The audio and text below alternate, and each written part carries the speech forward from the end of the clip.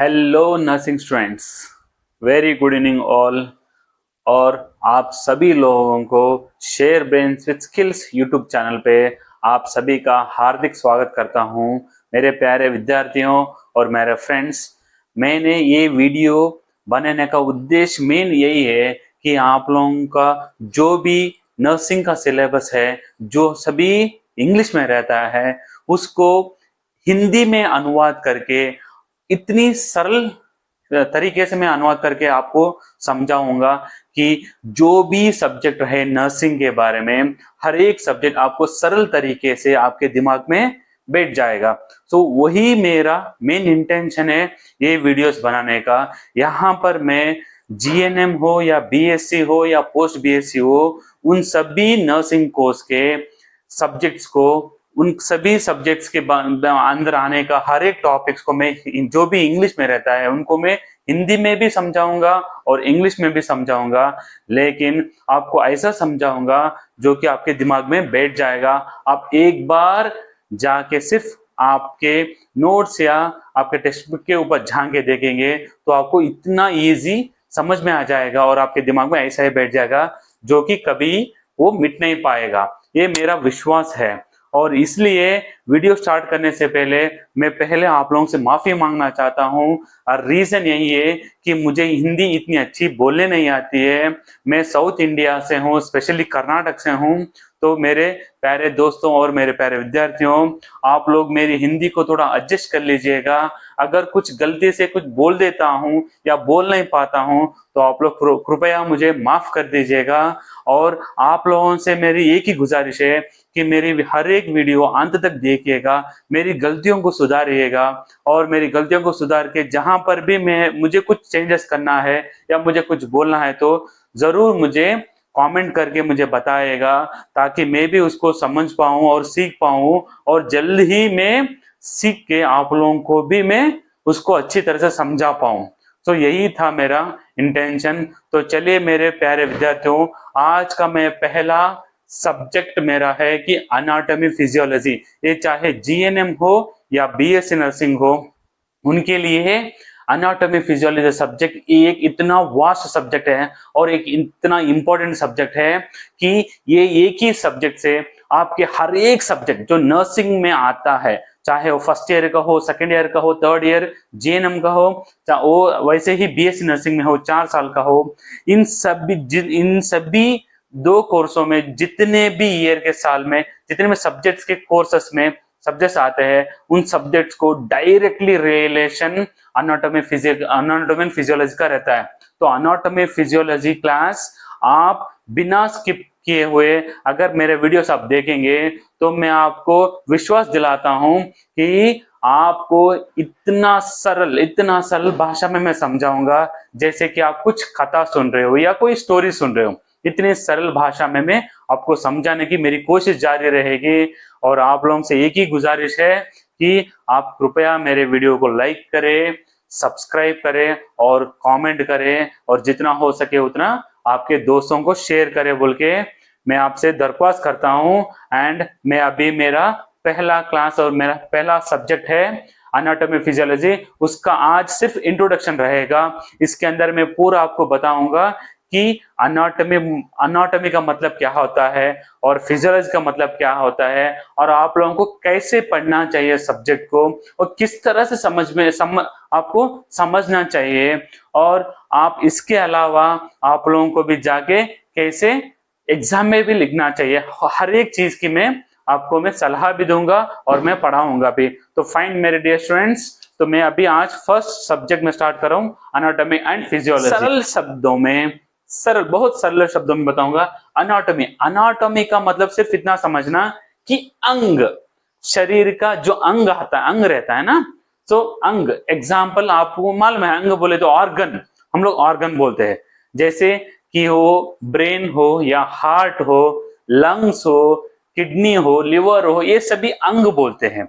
इनका स्ट्रक्चर तो जो हम लोग उसको, इसके स्ट्रक्चर को पढ़ते हैं, ये स्ट्रक्चर कैसे बना, तो ये स्ट्रक्चर बन के अपना शरीर कैसे बना, सो इसके बारे में जो हम लोग पढ़ाई करते हैं उसको हम लोग अनाटॉमी बोलते हैं। और फिजियोलॉजी का मतलब है शरीर का रचन। शरीर मतलब जो अंगों से मिलके शरीर बनता है, अंगों से मिलके पहले व्यवस्था बनती है और उस तंत्र बनते हैं, वो तंत्रों से मिलके एक शरीर बनता है। और शरीर कैसे काम करता है, फंक्शनिंग ऑफ द बॉडी, उसको बोलते हैं हम लोग फिजियोलॉजी। सो आज का क्लास रहेगा आपको इंट्रोडक्शन क्लास, उसमें मैं बताऊंगा कि एनाटॉमी, पहले मैं बताऊंगा अंग, अंग कैसे रचना हुआ, मतलब अंग का फॉर्मेशन कैसे हुआ, ऑर्गन का कैसे फॉर्म हुआ। तो आप सभी को मालूम है कि एक अंग जो कोशिका हम लोग बोलते हैं, अंग अंग वो अंग होता है ना, अंग कैसे बनता है, तो एक कोशिका से बनता है। आपको मालूम है ना, कोशिका मतलब एक सेल है। ये इतनी छोटी सी चीज होती है जो कि हम लोग अपने आंखों से भी नहीं देख पाते। हम लोग जो धूल देखते हैं ना, वो धूल तो शायद धूप में गिरता है तो दिख जाता है, लेकिन ये कोशिका जो सेल होता है, ये इतना छोटा होता है कि आपको मालूम है कि 10 माइक्रोमीटर से 30 माइक्रोमीटर का साइज होता है। 10 माइक्रोमीटर से 30 माइक्रोमीटर का साइज होता है। अगर इस साइज के कोशिका को देखना है तो हम लोगों को कंपलसरी माइक्रोस्कोप की जरूरत पड़ती है। बिना माइक्रोस्कोप के हम इस कोशिका को हमारे आंखों से देख नहीं पाते। तो इसलिए इस कोशिका को देखना है तो हम लोगों को माइक्रोस्कोप की जरूरत है। और इतनी छोटी सी एक सिंगल कोशिका से इतना बड़ा शरीर बना हुआ है ना, बल्कि हमारा शरीर, आपने डायनासोर का तो नाम सुना है, आपने को तो तिमिंगला का नाम सुना है, बड़े बड़े बड़े बड़े जितना भी दुनिया में जितना बड़ा जो जीव रह चुका था, उस सभी का सिर्फ एक छोटी सी कोशिका से बना हुआ है।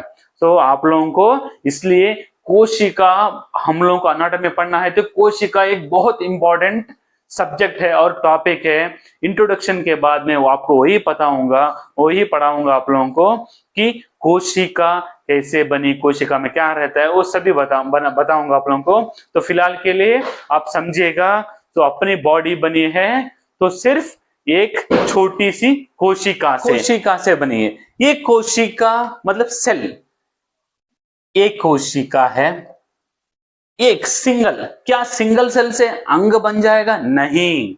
सो अंग बनने के लिए क्या होता है, इसके बाद एक कोशिका के बाद जो आता है, इसको हम लोग, ये सेल होता है, इसको हम लोग बोलते हैं टिश्यू। टिश्यू बोलते हैं इसको। इसको क्यों टिश्यू बोलते हैं? जो कोशिका का समूह, कोशिका का जो समूह है ना, group of cells is called as tissue. तो मेरे हिसाब से हिंदी में उसको ऊतक बोलते हैं, है ना। तो शायद मैं गलत हूं, बट फिर भी कोशिश कर रहा हूं, ऊतक बोलते हैं, टिश्यू बोल के बोलते हैं। और ऐसे ही टिश्यू के समूह को ऑर्गन या अंग, ऑर्गन, टिश्यू के समूह को क्या बोलते हैं?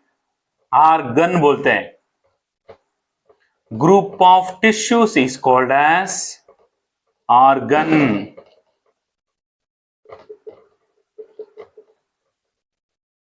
फाइन। सो इसको ऑर्गन बोलते हैं, और ग्रुप ऑफ ऑर्गन्स को क्या बोलते हैं हम लोग? सिस्टम। ग्रुप ऑफ ऑर्गन्स को क्या बोलते हैं? सिस्टम बोलते हैं। ग्रुप ऑफ ऑर्गन्स को सिस्टम बोल के बोलते हैं। सो सिस्टम बोले तो तंत्र। हाँ, आपने जो सुना होगा ना, जैसे कि पाचन तंत्र होगा, श्वास तंत्र है अपने शरीर में, परिचरण तंत्र है। सो ऐसे सिस्टम बोलते हैं। और ऐसे ही सिस्टम को, ग्रुप ऑफ सिस्टम को बोलते हैं बॉडी। ग्रुप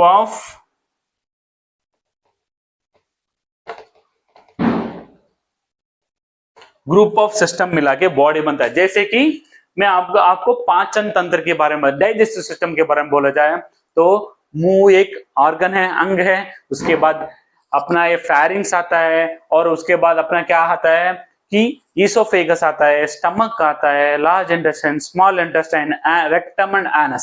सो ये सभी का समूह मिला के एक तंत्र बनता है, इसलिए हम लोग क्या बोलते हैं, तंत्र, बॉडी, अंग, ऑर्गन बोल के बोलते हैं। इसको हम लोग क्या बोलते हैं यहाँ पे, system, group of system is called as a body. So मैंने शुरुआत कहां से किया था, अब मैंने आपको समझाया था अपना शरीर कैसे बना, तो एक सिर्फ एक छोटी सी कोशिका से बना।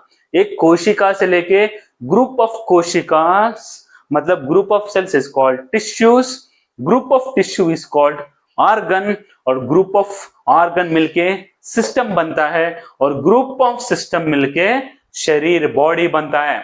तो हम लोगों को अगर एनाटॉमी फिजियोलॉजी पढ़ना है तो हम लोगों को शुरुआत करनी है कोशिका से, और हम लोगों को अंत करना है बॉडी से। अगर हम यहां से यहां तक अंत करेंगे तब अपना एनाटॉमी क्लासेस खत्म होगा, तब तक हम लोग एनाटॉमी के अंदर ही रहते हैं।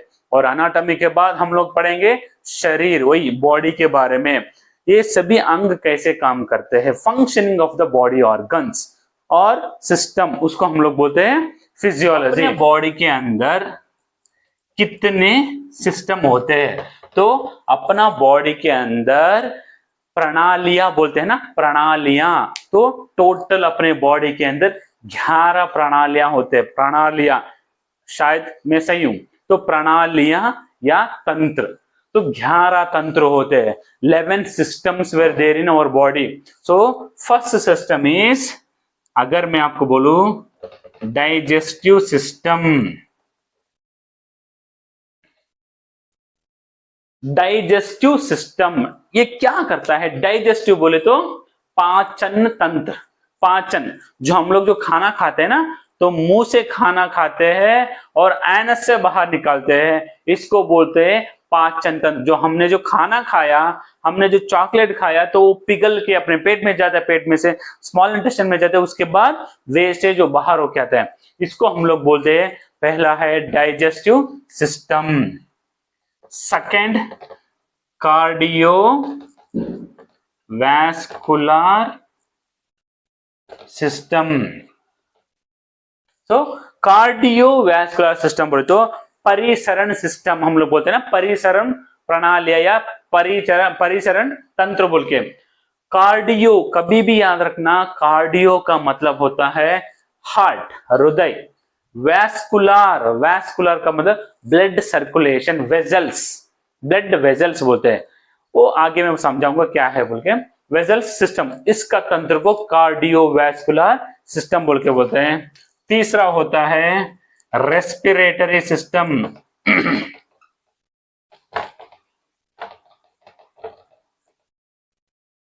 तीसरा होता है रेस्पिरेटरी सिस्टम।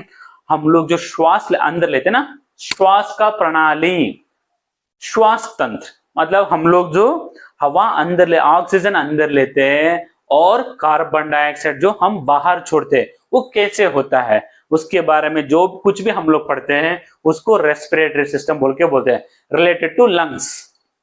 और चौथा है नर्वस सिस्टम।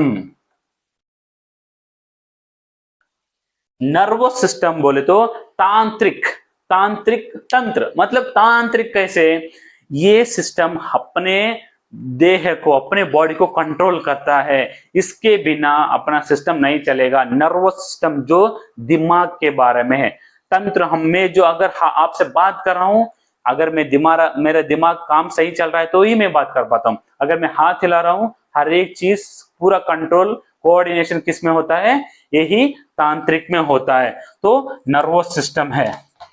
ओके, नेक्स्ट होता है कंकाल सिस्टम। तो अभी शायद 5 हुआ था, ये है छठा, skeletal system. Skeletal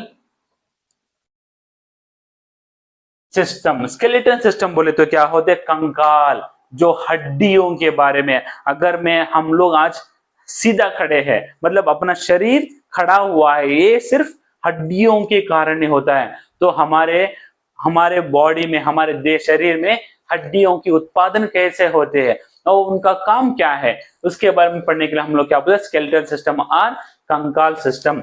next 7th is पेशी, मसल सिस्टम, मांसपेशी बोलते हैं ना हम लोग, मस्कुलर सिस्टम।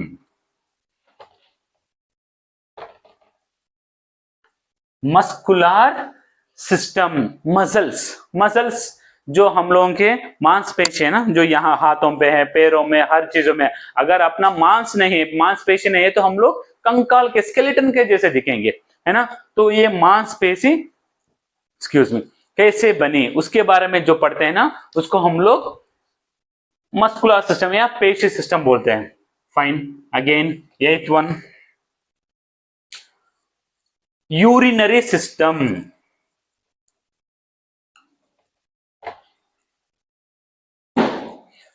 अथवा यूरिनरी ट्रैक सिस्टम। सो यूरिनरी ट्रैक सिस्टम को क्या बोलते हैं? उत्सर्जन, हिंदी में बोलते हैं ना। जो हम लोग अपना किडनी कैसे काम करता है, हम लोग जो पेशाब करते हैं वो कैसे होता है, तो यूरिन फॉर्मेशन कैसे होता है, उसके बारे में हम लोग इस सिस्टम में देखेंगे। Okay fine, next, what you call reproductive system.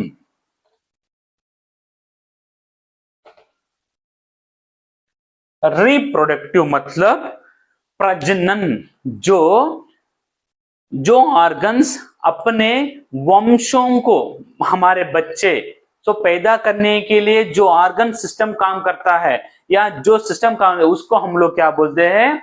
Reproductive system. प्रजनन के लिए जो काम में आते हैं उसको रिप्रोडक्टिव सिस्टम बोलते हैं। वैसे ये 10वां है लिम्फेटिक सिस्टम।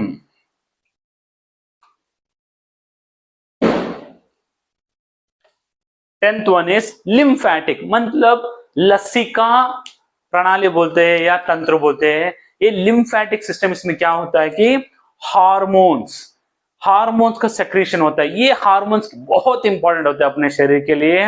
ये हार्मोन्स अपना बॉडी को बैलेंस रखता है।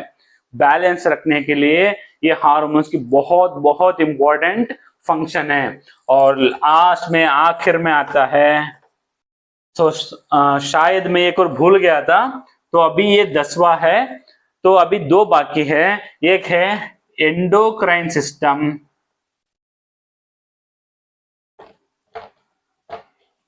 और लास्ट वन में, आखिर वन है, तो इंटेग्यूमेंटरी सिस्टम।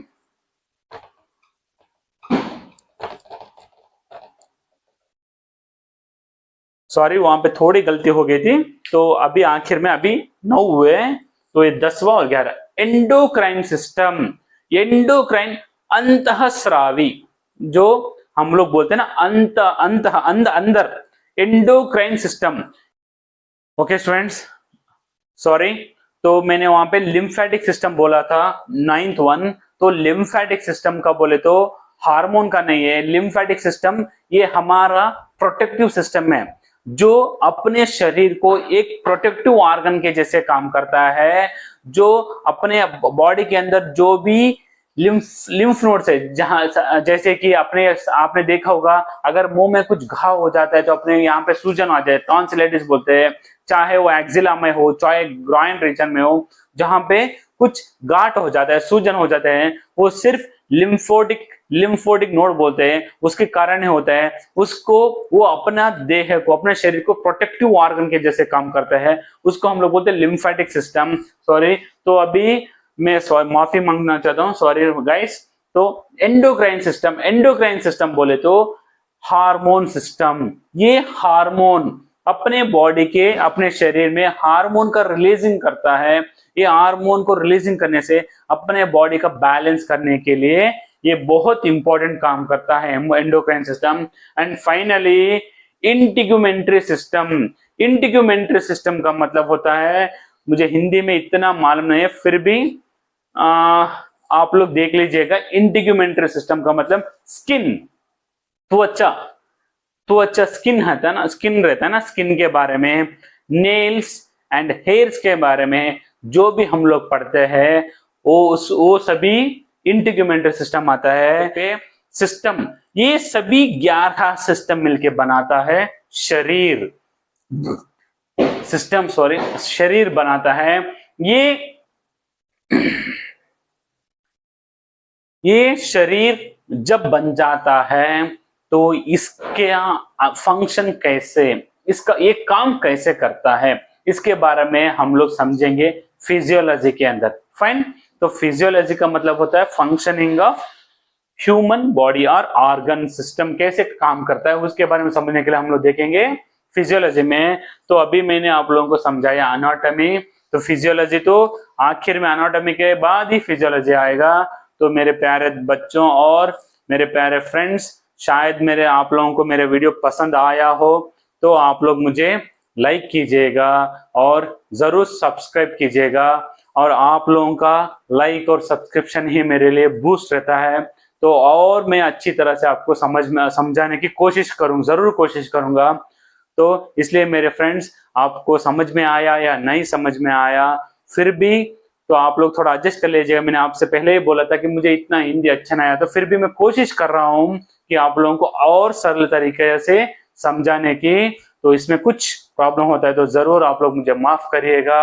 और फिर से मैं आप लोगों से गुजारिश करता हूं कि please like, comment and share करो और उसके बाद जरूर सब्सक्राइब करना, ताकि आपको मैं मेरी अगले वीडियो की आपको नोटिफिकेशंस आपको तुरंत मिल जाएगी। तो फाइन मेरे dear friends, thank you one and all, have a good day, bye.